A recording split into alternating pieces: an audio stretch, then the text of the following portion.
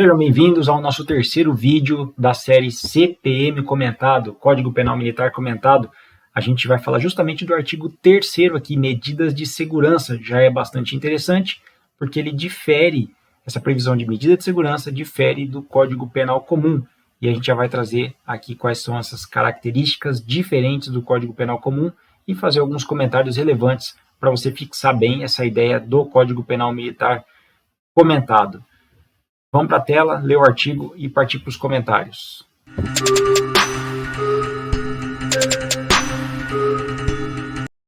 Então vamos lá, já está com a gente aqui, medida de segurança, artigo 3º.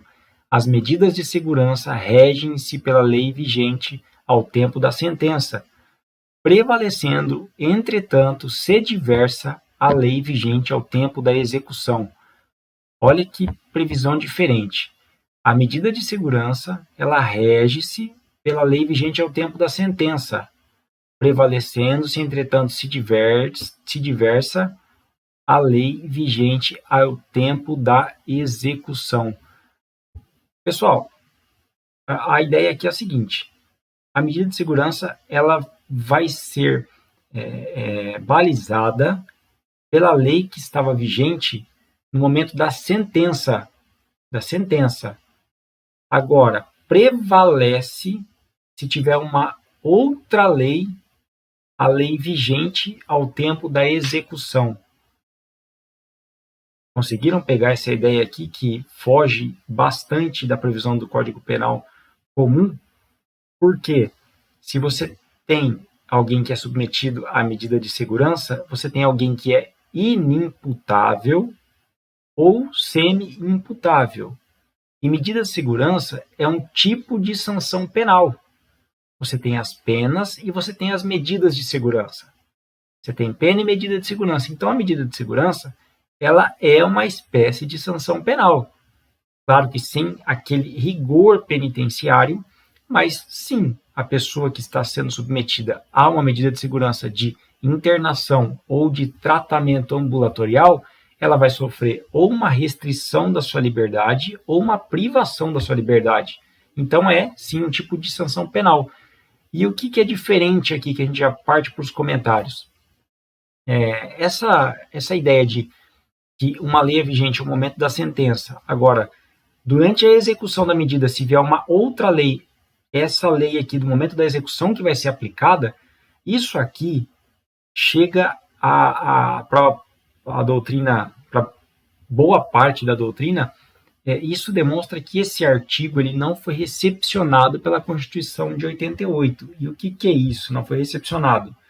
O artigo 75 do Código Penal comum, ele tinha a mesma redação antes de ser reformado em 1984. Lembra comigo, o Código Penal comum é de 1940, sofreu uma grande reforma em 84 da parte geral. Toda a parte geral ela foi reformada em 84. E lógico, depois de 84, inúmeras reformas também no nosso Código Penal, mas a parte inteira do Código Penal foi reformada em 84. O CPM, ele é de 69. E nós não temos reformas do CPM. O CPM é muito pouco alterado. Então, essa previsão do artigo 75 do Código Penal comum era igual a essa do artigo 3º do CPM. Só que o Código Penal comum foi alterado. E o artigo 3º do CPM não. Então, qual que é a ideia de quem defende que esse artigo 3º ele não foi recepcionado pela Constituição? Ou seja, ele não é compatível com a Constituição. Há uma violação do princípio da legalidade e da anterioridade. Por quê?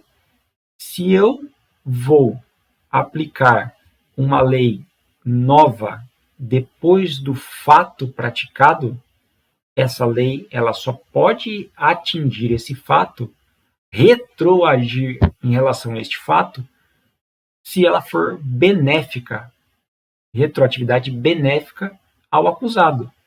Se essa lei for maléfica, for mais grave para o acusado, essa lei não retroage. O fato ele era submetido a uma outra lei. Você imagina a linha do tempo, o fato era submetido a uma outra lei.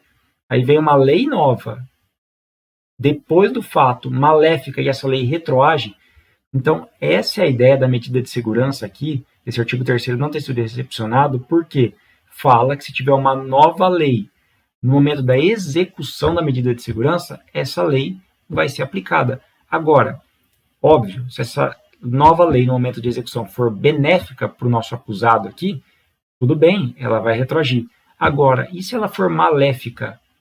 E se ela ampliar um tempo de internação, por exemplo?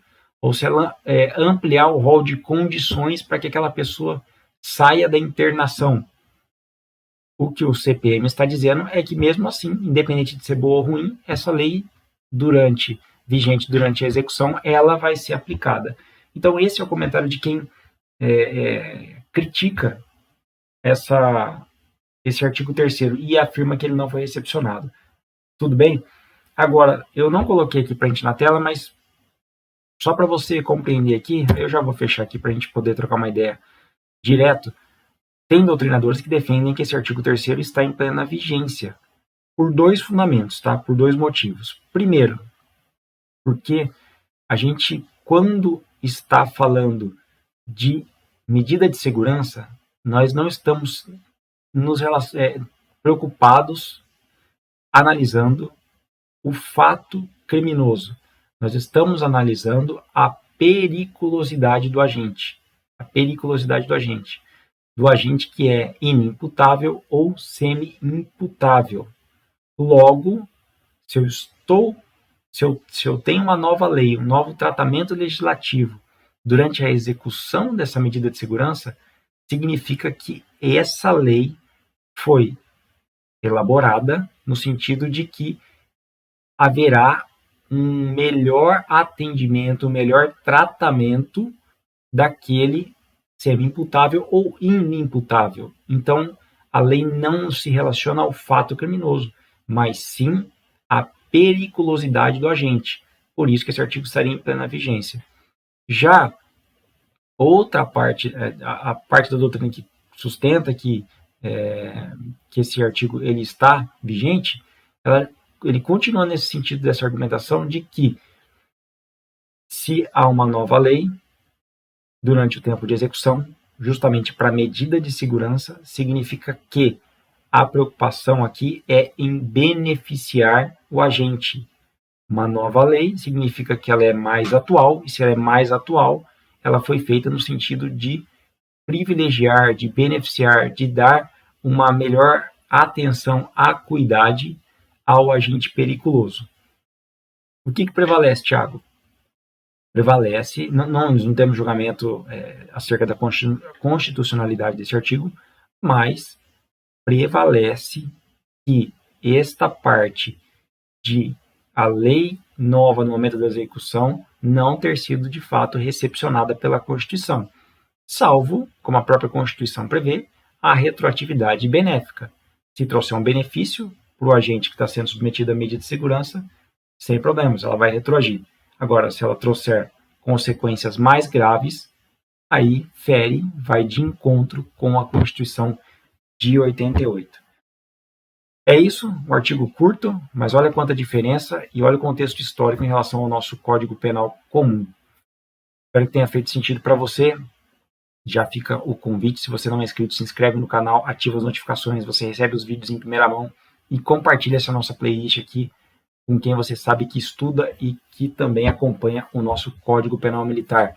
Todas as suas observações, seus comentários, a gente também lê, a gente pondera, a gente constrói junto esse conceito dentro do nosso estudo do Código Penal Militar. Pessoal, até uma próxima, vamos aos estudos. Um abraço!